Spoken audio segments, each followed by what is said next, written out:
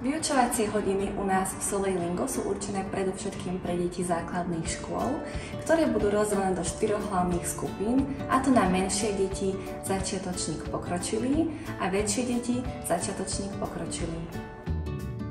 Každá skupina bude reprezentovaná svojim typickým zvieratkom, takže každé dieťa bude vedieť, do ktorej skupiny patrí.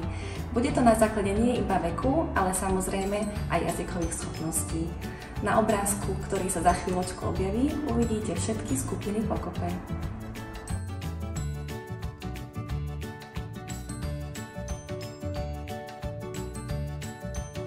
Naše vyučovacie hodiny sú určené pre deti tak slovenské, ako aj maďarské.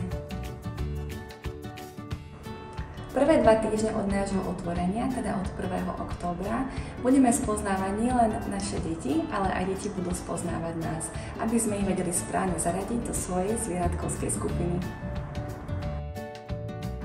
Soleilingo síce primárne je jazykovou školou pre deti, ale plánujeme mať veľmi veľa aktivít pre deti, ale aj pre dospelých.